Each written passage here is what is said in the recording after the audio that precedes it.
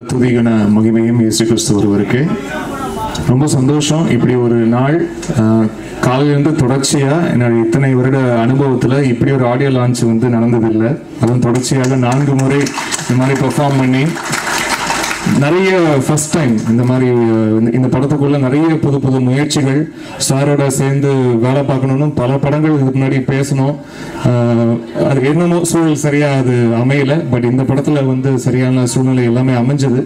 அதுக்காக இறைவனுக்கு நன்றி.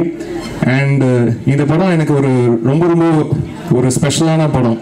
ஏன்னா 7 songs முதல்ல ஒரு பாட்டு வைக்கலாம், 2 பாட்டு வைக்கலாம் அப்படின்னு வந்து தான் ஆரம்பிச்சாரு டிஸ்கஷன். அப்புறம் 2 3 ஆகி 3 4 ஆகி 4 5 ஆகி 5 6 ஆகி அப்புறம் 6 7 ஆயிடுச்சு.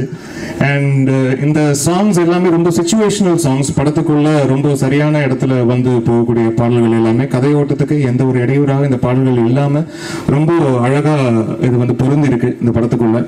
அண்ட் இப்போ கூடுதலாக இந்த ப்ரொமோஷனல் சாங்னு ஒன்று நாங்கள் பண்ணி அதுவும் இப்போ படத்துக்குள்ள சேர்ற ஒரு ஃபுட்டேஜா அது மாறிடுச்சு. ஸோ நிறைய வெரைட்டி, ஒரே படத்துல நிறைய ஃபிலிம்ஸ் பண்ணியிருக்கேன். ஆச்சு எனக்கு தெரிஞ்சு 125+ நினைக்கிறேன். இந்த படம் தெரியல, கரெக்டாக நம்ப தெரியல எனக்கு. பட் நிறைய ஃபிலிம்ஸ் வந்து ஒரு பர்டிகுலர் ஜான்ராக்குள்ள தான் அது அடங்கும். வெரைட்டி ஆஃப் சாங்ஸ் வந்து பண்றதுக்கு அந்த கதை சூழலே வந்து ஏற்புடையதா இருக்காது. அதனால நம்மளுக்கு வெரைட்டி ஆஃப் டியூன்ஸ் பண்றதுக்கு உண்டான ஸ்கோப் நிறைய படங்கள் இருக்காது. பட் இந்த படத்துல வந்து சார் எப்படி ஒரு சின்ன குவர்க் இருக்கும். சார் வந்து எது பண்ணாலுமே வந்து அது ஒரு சின்ன குவர்க் இருக்கும். இதை ஏன் இப்படி அணுகக்கூடாது, இதையே இந்த ஒரு பார்வையில் இதை பார்க்கக்கூடாது அப்படின்ற பார்வை வந்து எப்பவுமே சார்கிட்ட இருக்கும். அது எனக்கு வந்து டியூன்ஸ் பண்ணும் போதும் அது எனக்கு இன்னும் வைடா ஓப்பன் ஆச்சு மைண்டு. எது வேணா நம்மகிட்ட சார் வந்து இப்படியே அப்ரோச் பண்ணக்கூடாது அப்படின்னு நம்ம தைரியமா சொல்லலாம், தைரியமா கேட்கலாம் அப்படின்ற ஒரு விஷயம். அண்ட் இன்னும் எனக்கு இதுல கூடுதல் ஒரு பிளெஸிங்கா பார்க்கறது சாரோட லிரிக். ஏன்னா நிறைய லிரிக் வந்து சாங் ஷூட்டிங்னு காலைல போயிடுவாரு, நைட்டு தான் லிரிக் அனுப்புவாரு. சுட சுட நைட்டு லிரிக் அனுப்பி அதை பார்த்து அதுக்கு உடனே மெட்டமைச்சு காலைல சிங்கரை கூப்பிட்டு பதிவு பண்ணி உடனே சுட சுட ஷூட்டிங் போகும். மதியானம் அப்படியே ஷார்ட் வைக்க ஆரம்பிச்சிருவாங்க. இப்படி நிறைய சாங்ஸ் வந்து இதுல ஒர்க் பண்ணியிருக்கோம். ரொம்ப சந்தோஷம். அண்ட் பேக்ரவுண்ட் ஸ்கோருடைய ஒர்க்கும் ஃபர்ஸ்ட் ஹாஃப் லாக் பண்ணிட்டோம், செகண்ட் ஹாஃப் ஒர்க் வந்து போயிட்டு இருக்கு. எனக்கு ரொம்ப சந்தோஷம். அண்ட் முக்கியமா இந்த நிகழ்ச்சியில பேசின தொகுப்பாளர் அண்ட் தொகுப்பாளினி 2 பேருக்கும் என்னுடைய வாழ்த்துக்களை தெரிவிச்சுக்கிறேன். ஏன்னா தொகுப்பாளர் குறிப்பா, ஏன்னா நீங்க நிறைய மேடைகள் உங்களை பார்த்துருக்கேன் பிரதர், வாழ்த்துக்கள். ஏன்னா சுத்த தமிழ்ல ரொம்ப அழகாக நிகழ்ச்சியை தொகுத்து கொண்டு போறது அது ஒரு பெரிய மகிழ்ச்சி எங்களுக்கு உங்களை மாதிரி நபர்கள் சந்திக்கும் போது. அதுவும் இந்த மாதிரி இசை நிகழ்ச்சியில, சினிமா துறையில இருக்கிற இந்த மாதிரி இசை நிகழ்ச்சிகள் நடக்கும்போது அந்த மாதிரி சுத்த தமிழ்ல அழகா பேசக்கூடிய நபர்களை பார்க்கும்போது ரொம்ப ஆசையா இருக்கும், ரொம்ப சந்தோஷமா இருக்கும். ஓகே, இப்படிப்பட்ட ஆட்களும் இருக்கிறாங்க இங்கே அப்படின்னு. ஸோ நிறைய சினிமா சம்பந்தப்பட்ட நபர்களும் இப்படி போன்ற தொகுப்பாளர்களை வந்து பயன்படுத்திக்கணும் அப்படின்றது என்னுடைய ஆசையா இருக்கு. அண்ட் காலையில் பேசின சகோதரிக்கும் என்னுடைய வாழ்த்துக்கள் சொல்லுங்க, உங்களுக்கு என்னுடைய வாழ்த்துக்கள். And thank you.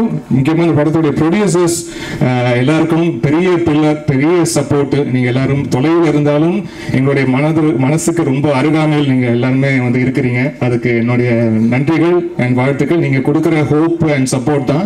நீங்க தொலைவில் இருந்தாலும் எங்க மேல அவ்வளவு பெரிய நம்பிக்கையை வச்சிருக்கீங்க. அந்த நம்பிக்கைக்காக உங்க எல்லாருக்கும் பேராக என்னுடைய நன்றியை வந்து தெரிவிச்சுக்கிறேன். அண்ட் தம்பிராமையா சார் ரொம்ப நன்றி. அப்புறம் வாழ்த்து சொல்வதற்காக வந்து இவ்வளவு நேரம் உட்கார்ந்து உங்களுக்கு ரொம்ப ரொம்ப நன்றி. And Anand Saregama, thank you so much for the audio support. முன் வந்து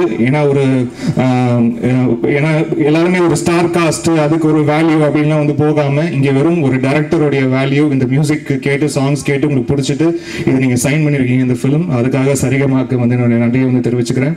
and sir thank you so much, thank you. And ரொம்ப ரொம்ப நன்றி சார் இப்படி ஒரு ஆப்பர்ச்சுனிட்டி கொடுத்ததுக்கு. தேங்க்யூ. நான் வந்து வெற்றி விழாவில் தான் பேசுறதுக்கு ரெடியா இருக்கேன். மைக்ல பேசுறதுக்கு இப்போ வந்து கமலா தியேட்டர்ல டைம் இல்லை, வெளியில வந்து நிறைய ஜனங்க வெயிட் பண்ணிட்டு இருக்காங்க. நம்ம படத்துக்கும் இதே மாதிரி கூட்டம் வெளியில நிரம்பி வழியுன்ற நம்பிக்கையோட இப்போதைக்கு விடைபெறுகிறேன். நன்றி, வணக்கம். படத்துல நான் ஒரு ரசிகனாக என்ன பார்க்கிறேன் அப்படின்னா, அப்டேட்டுக்கு தனது தளபதியாகவும் தனது மகளாகவும் இருக்கக்கூடிய கீர்த்தனாவுடைய இந்த அப்டேட் செய்ய இருக்கும், இவருடைய அனுபவங்கள் இருக்கும். அதை தாண்டி பார்த்திபன் சார் அப்படின்னா அடித்தட்டு மக்களுக்கும் அவர் யாருன்னா ஒரு அற்புதமான கவிஞர் அப்படிங்கிறது தெரியும்.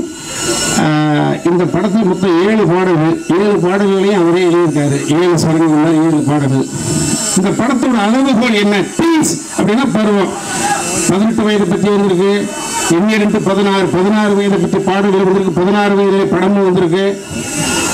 ஆனா இது டீன் என்பது 13 இருந்து ஆரம்பிச்சு 19 அந்த 7 வருட காலம் ஒரு மனிதன் அது பெண்ணாக இருக்கலாம் ஆணாக இருக்கலாம் தனது அப்நார்மல் சிந்தனை என்பது அந்த 13 தான் தொடங்குது 19 முடிஞ்சிருது 19 வயசுல அந்த பையன் யாரு அந்த பொண்ணு யார் அப்ப யாரா மாற போறாங்க 35 வயசுல அடையாளத்தை படுத்திக்கலாம் 45 வயசுல அடையாளப்படுத்திக்கலாம் ஆனால் சிந்தனை விதை என்பது இந்த டீன்ல தான் போடப்படுது அந்த டீனை கையில் எடுத்து சார் பண்ணிடுறாங்க இந்த படத்துடைய அளவுகோல் என்ன தி இமான் இந்த படம் ஒட்டுமொத்த மக்களோடு குடும்பத்தோடு குழந்தைகளோடு போய் பார்க்கலாம் அந்த மாதிரி கதைகளை மட்டும்தான் தம்பி இமான் சூஸ் பண்ணுவாரு அப்படின்றது வெகுஜன மக்களுக்கு டீன் பார்த்திபன் சார் ஏதாவது சொல்லிடுவாரோ பயன் இல்லை அதனுடைய அளவுகோலாக தம்பி இமான் அவர்களை பார்க்கிறேன் ஒரு அற்புதமான இந்த நம்ம மேடையில் பார்த்துட்டோம் காலையிலேருந்து ஒரு விஷயம் நடந்துகிட்டு இருக்கு அதை பார்த்துருவோம் ஆனால் இதுக்கு பின்னால் எவ்வளவு பெரிய உழைப்புகள் இருக்கு இந்த 13 முத்துக்களை பொறுக்கி எடுப்பதற்கு பின்னணியில் பார்த்திபன் சாருடைய உழைப்பு எவ்வளவு இருந்திருக்கும் அப்படின்றத ஒரு டெக்னீஷியன் என்னால் உணர்ந்துக்க முடியும்